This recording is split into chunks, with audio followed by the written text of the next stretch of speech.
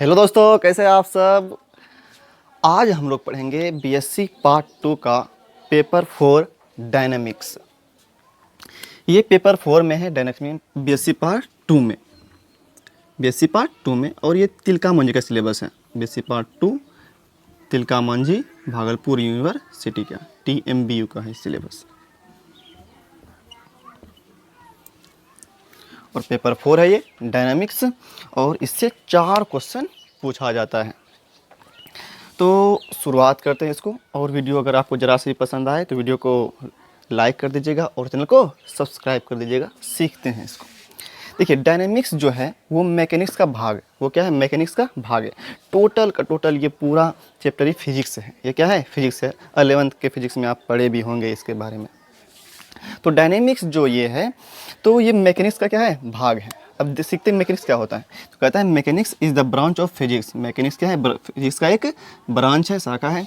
Which is deals with both the static and dynamic behaviour of the bodies under the influence of forces. कहता है कि अगर किसी body पर force लगाते हैं तब वो रुका हुआ होता है या वो गति करता है। स्टैटिक मतलब क्या होता है? स्थिर। और डायनेमिक क्या होता है? गति करना। तब अगर फोर्स लगाते हैं वो रुका हुआ होता है या गति करता है। उसी के बारे में अगर जिस में पढ़ेंगे हम लोग, फिजिक्स के जिस ब्रांच में पढ़ेंगे उसी को क्या कहते हैं हम लोग? मैकेनिक्स कहते हैं। मतलब अगर किसी भी बॉडी पर हम लोग फोर्स अप्लाई कर रहे हैं तो वो बॉडी क्या होगा? अगर मूव करेगा या तो वो रेस्ट में रहेगा। तो इन सब के बारे में फिजिक्स के जिस चैप्टर में हम लोग पढ़ते हैं, जिस ब्रांच में पढ़ते हैं, उसको कहते हैं हम लोग मैकेनिक्स कहते हैं। इसमें दो बात आया, एक रुका हुआ स्टैटिक आया और एक डायनेमिक आया। तो मैकेनिक्स को दो भागों में बांटा गया है। मैकेनिक्स को कितने भागों में बांटा गया है? दो भागों में। पहला का नाम क्या? स्टैटिक्स। दूसरा का नाम डायनामिक्स। स्टैटिक्स का मतलब क्या होता है? स्थिति विज्ञान, मतलब रुका हुआ। और डायनामिक्स का मतलब क्या होता है? गति की। क्या होता है? गति की। इसमें हम लोग उन सब के बारे में पढ़ते हैं जो बॉडी रेस्ट में हो। Body in rest, body in rest. जो बॉडी रेस्ट में रहता है उसको पढ़ते हैं हम लोग स्टैटिक्स में। और जो बॉडी मोशन में होगा, बॉडी इन मोशन, उसको पढ़ते हैं हम लोग डायनेमिक्स में। ठीक। अब इन दोनों का हम डेफिनेशन लिख देते हैं कि स्टैटिक्स और डायनेमिक्स। वैसे समझ में तो आ ही गया होगा। स्टैटिक्स में हम लोग रुके हुए और डायनेमिक्स में गति के बारे में।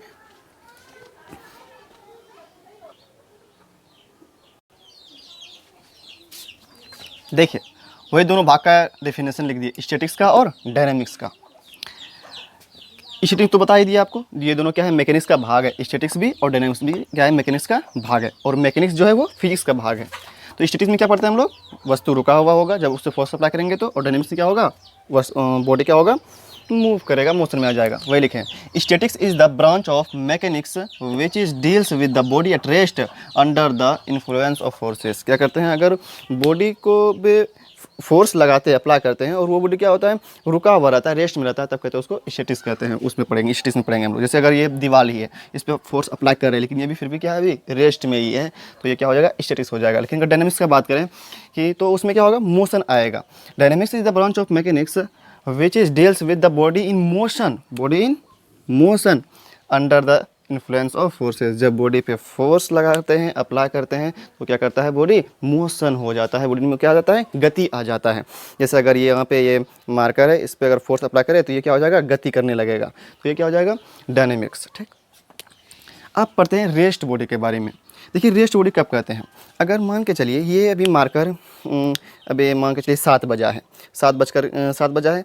अगर ये मार्कर अभी 7:01 पे भी इसी यही पोजीशन पे, यहीं पे है, इसका मतलब ये बॉडी रेस्ट में है। 7:02 में भी यही बॉडी यहीं पे है, इसका मतलब क्या है? ये रेस्ट में है। कहने का मतलब अगर टाइम बीत रहा है और ये बॉडी यहीं पर है तो इसका मतलब ये बॉडी क्या है? रेस्ट में है। ये ऑब्जेक्ट क्या है? रेस्ट में है। अगर 7 बजा है और ये मार्कर अभी यहाँ पे है और अगले 1 सेकंड में वो वहाँ पे चले जाता है, फिर या अगले 1 मिनट में वो वहाँ पे चले गया, मतलब क्या? उसका पोजीशन चेंज हो गया, तब क्या कहेंगे? वो बॉडी मोशन में है।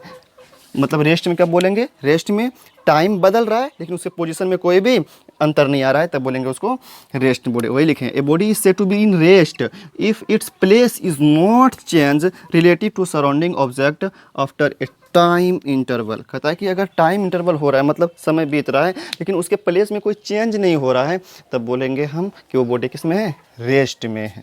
ठीक, इसको भी नोट कर लीजिए आप सब। फिर आगे लिखते हैं,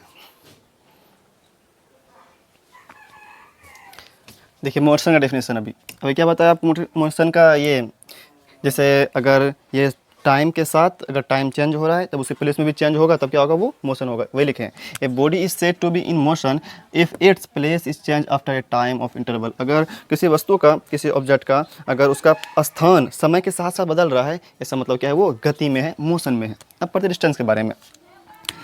the length of path from initial point to terminal point travels by a body is known as distance. कहने का मतलब इनिशियल पॉइंट मतलब शुरुआत करने वाला स्थान, और टर्मिनल पॉइंट मतलब यहाँ पे ख़त्म हो गया। जैसे देखिए, अगर यहाँ से हम शुरू किए चलना, ए से शुरू चलना किए, फिर इधर चले गए, ये बी रहा और ये सी रहा, यहाँ तक चले, ए से चलना शुरू किया तो ये हुआ इनिशियल पॉइंट, और सी से ख़त्म हो गए, वहाँ तक हम तय किए तो ये होगा टर्मिनल पॉइंट। तो यहाँ के बीच का जो डिस्टेंस, जहाँ के बीच का जो पाथ का लंबाई होगा, लेंथ जो होगा, उसी को कहते हैं हम लोग डिस्टेंस। जैसे यहाँ पे अगर बात करें 3 मीटर ये है और ये हुआ 4 मीटर, तो कितना हम लोग ट्रेवल किए, कितना ये लेंथ ट्रेवल किए, तो 3 और 4 तो आपका डिस्टेंस हो गया 7 मीटर। कितना हो गया डिस्टेंस, 7 मीटर। मतलब क्या, जहाँ से शुरू किए और जहाँ तक चले हम, जहाँ तक शुरू से जहाँ तक चले, वो कितना हम लोग लंबाई तय किए हैं, लंबाई चले हैं, उसी लंबाई को कहते हैं हम लोग डिस्टेंस। तो यहाँ पे देखें, यहाँ से शुरू किए थे 3 मीटर इधर चले, फिर 4 मीटर इधर चले, तो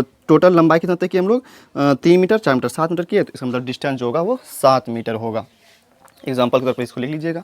ठीक, अब बात करते हैं डिस्प्लेसमेंट का। The shortest distance between initial point and terminal point travels by a body is known as displacement. कहता है कि शॉर्टेज डिस्टेंस, यहाँ पे देखिए, इसी में समझिए, ए से हम यहाँ पहले बी तक गए, बी से सी तक गए, हमको जाना था ए से सी तक, तो हम इस रास्ते से गए, ए से बी गए, फिर बी से सी गए। तो अगर ए से बी, बी से सी अगर घूम फिर के जा रहे हैं तो वो डिस्टेंस होगा। लेकिन अगर बात करें इसका शॉर्टेज डिस्टेंस कौन होगा, सबसे कम दूरी कौन होगा, तो सबसे शॉर्टेज डिस्टेंस ये हुआ। इधर से अगर सीधे चले जाएँ, सीधे लाइन में चले जाए तो क्या हो जाएगा, शॉर्टेज डिस्टेंस हो जाएगा। इससे कम दूरी और नहीं आप तय कर सकते, तो ये शॉर्टेज डिस्टेंस है। तो इसी शॉर्टेज डिस्टेंस को ये कहते हैं हम लोग डिस्प्लेसमेंट। क्या कहते हैं उसको, डिस्प्लेसमेंट कहते हैं। ठीक, तो आपका डिस्प्लेसमेंट कितना निकलेगा, यहाँ से 4 3 तो हो जाएगा √16 जोड़ 9 बराबर 5, 25 5 निकलेगा इसका। इसका मतलब जो यहाँ पे डिस्टेंस का बात करें तो डिस्टेंस कितना हुआ, कवर किए, डिस्टेंस हुआ 7 मीटर। लेकिन अगर डिस्प्लेसमेंट का बात करें तो कितना होगा, डिस्प्लेसमेंट कितना होगा, 5। कितना होगा, 5 होगा। तो डिस्प्लेसमेंट को कहते हैं हम लोग शॉर्टेज डिस्टेंस को कहते हैं। डिस्टेंस क्या, जहाँ से शुरू किए थे वहाँ चल गए तो उसके लंबाई को क्या कहते हैं हम लोग, डिस्टेंस कहते हैं। और इसी डिस्टेंस का अगर शॉर्टेज डिस्टेंस कोई होगा, सबसे छोटा दूरी होगा, उसी डिस्टेंस को क्या कहते हैं हम लोग, डिस्प्लेसमेंट कहते हैं। ठीक, नोट कर लीजिए इसको।